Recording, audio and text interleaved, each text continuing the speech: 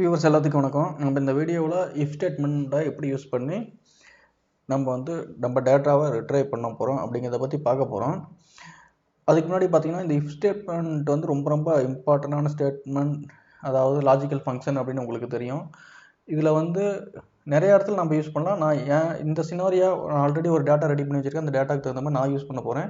உங்கள் சினாரியா எப்படியோ அதுக்கு தகுந்த மாதிரி நீங்கள் இதை மாடிஃபை பண்ணிக்கலாம். ரொம்ப சிம்பிளான விஷயம் தான், நீங்கள் கான்செப்டை மட்டும் தெரிஞ்சுக்கிட்டா போதும். ஸோ ஓகே, நான் வந்து இந்த என்ன டேட்டா இது வந்து நான் ஒரு சேல்ஸ் பர்சன் எவ்வளோ சேல்ஸ் பண்ணியிருக்காங்க போனஸ், அதாவது எக்ஸாம்பிளுக்கு இது வந்து ஒரு கார் சேல்ஸ்னு வச்சுக்கோங்க. ஒவ்வொருத்தரும் எவ்வளோ கார்ஸ் ஒரு மந்த்துக்கு சேல்ஸ் பண்ணியிருக்காங்க அப்படின்னு இருக்குது.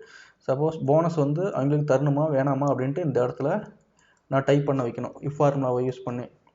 அதாவது ஒருத்தர் வந்து 50 காருக்கு மேலே 50க்கு மேற்பட்ட காரை வந்து சேல்ஸ் பண்ணியிருந்தா அந்த மாதத்தில் அவங்களுக்கு போனஸ் அப்படிங்கிற ஆன்சர் இந்த இடத்துல வரணும்.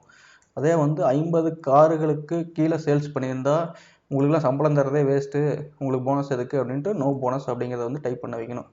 ஓகே, இதுக்கு வந்து எப்போதுமே ஃபார்முலா ஸ்டார்ட் பண்ணுறதுக்கு முன்னாடி நான் ஜூம் பண்ணிக்கிறேன், அப்போ தான் உங்களுக்கு கொஞ்சம் கிளியராக தெரியும். ஒரே ஒரு சென்டருங்க. ஓகே, எப்போதுமே ஃபார்முலா ஈக்குவல் டு தான் ஸ்டார்ட் பண்ணணும். ஈக்குவல்ஸ் ஐஎஃப் இஃப் டைப் பண்ணிட்டு ப்ராக்கெட் வரணும். அதுக்கு வந்து நீங்கள் டேப் டைப் பண்ணால் ஆட்டோமேட்டிக்காக ப்ராக்கெட் வந்துடும். நெக்ஸ்ட் வந்து இந்த இடத்துல பார்த்தீங்கன்னா லாஜிக்கல் டெஸ்ட். என்ன லாஜிக்கல் டெஸ்ட்டு? கார் சேல்ஸ் தான் நம்ம லாஜிக்கலோட டெஸ்ட். அது 50க்கு மேலே இருக்கா கம்மியாக இருக்கா அப்படிங்கிறத லாஜிக்கல் டெஸ்ட்டு. ஸோ வந்து இந்த காலத்தை செலக்ட் பண்ணிக்கோங்க. செலக்ட் பண்ணிட்டு கமா கொடுங்க. கமா கொடுத்தோடனே இந்த டார்க் வந்து இங்கே value if true, sorry D4 logical test நம்ம இன்னும் முடிக்கல. D4ல் வந்து பார்த்தீங்கன்னா லாஜிக்கல் டெஸ்ட் என்ன, 50 காருங்களுக்கு மேலே சேல்ஸ் பண்ணியிருந்தா ஒன்றும், கம்மியாக சேல்ஸ் பண்ணியிருந்தா ஒரு போனஸ் இல்லை அப்படிங்கிறதும் வரணும். ஸோ D4 மோர் தென் 50 அப்படிங்கிறதும் கொடுக்கலாம். அப்படி இல்லைன்னா லெஸ் தென் 50 அப்படிங்கிற இதையும் கொடுக்கலாம். எது கொடுத்தாலும் சேம் வேல்யூ தான் வரும். மோர் தென் 50 சேம் தான், லெஸ் தென் 50 சேம் தான். ஸோ வந்து நான் லெஸ் தென் 50ங்கிறத ஒரு சாம்பிளுக்காக செலக்ட் பண்ணிக்கிட்டேன்.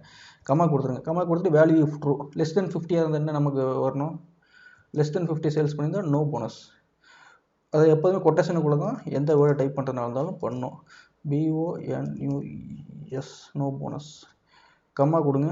அதாவது வேல்யூ ஃபால்ஸ், அதாவது 50க்கு மேலே சேல்ஸ் பண்ணியிருந்தால் என்ன வரணும், போனஸ்.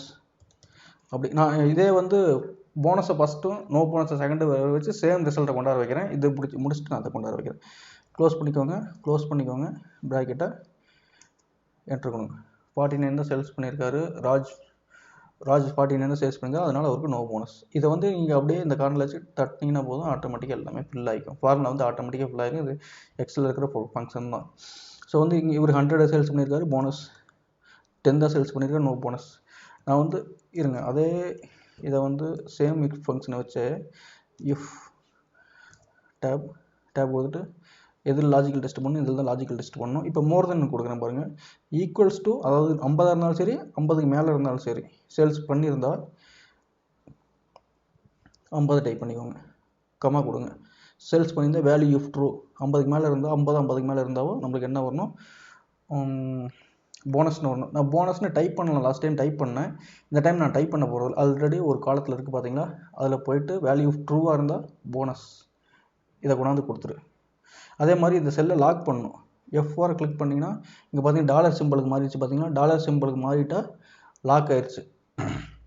ஓகே, கமா கொடுங்க. வேல்யூ ஃபால்ஸ்னால் மறுபடியும் டைப் பண்ண தேவையில்லை. நான் இது கொண்டு நோ போனஸ் அப்படிங்கிறத வந்து கிளிக் பண்ணுறேன். கிளிக் பண்ணிட்டு மறுபடியும் F4 இந்த பட்டன் மறக்காமல் ப்ரெஸ் பண்ணணும். இல்லை அந்த ரெஃபரன்ஸ் வந்து அப்படியே ஃபார்முலாவை ட்ராக் பண்ணுறப்ப மாறிக்கிட்டே போயிடும்.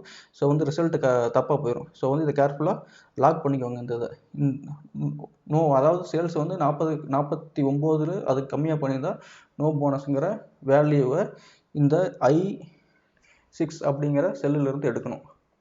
அதுக்காக தான் நான் அதை லாக் பண்ணிக்கிட்டேன். இல்லை நான் எடுக்கலை அப்படின்னா ஆட்டோமேட்டிக்காக நான் காப்பி பண்ணி நெக்ஸ்ட் இந்த இடத்துலையும் பேஸ்ட் பண்ணுறப்ப இந்த வேல்யூ வந்து அப்படியே கீழே போயிட்டே இருக்குது. இப்போ லாக் பண்ணுறேன்னா இந்த 2 செல் மட்டும்தான் லாக் ஆயிரும். க்ளோஸ் பண்ணிக்கோங்க ப்ராக்கெட்டை, என்ட்ரு கொடுங்க. இது வந்து எக்ஸலை நான் கட் பண்ணிட்டுமா அப்படின்னு கேட்குது. ஒரு ப்ராக்கெட்டை வந்து நான் மிஸ் பண்ணியிருக்கோம், அதை கட் பண்ணி ஓகே எஸ் கொடுங்க. வந்துருச்சு நோ போனஸ்.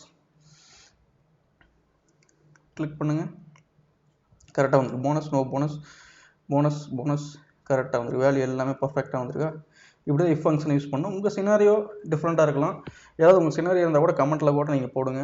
நம்ம வந்து அது ரிலேட்டடாக கூட ஒரு வீடியோ பண்ணலாம்.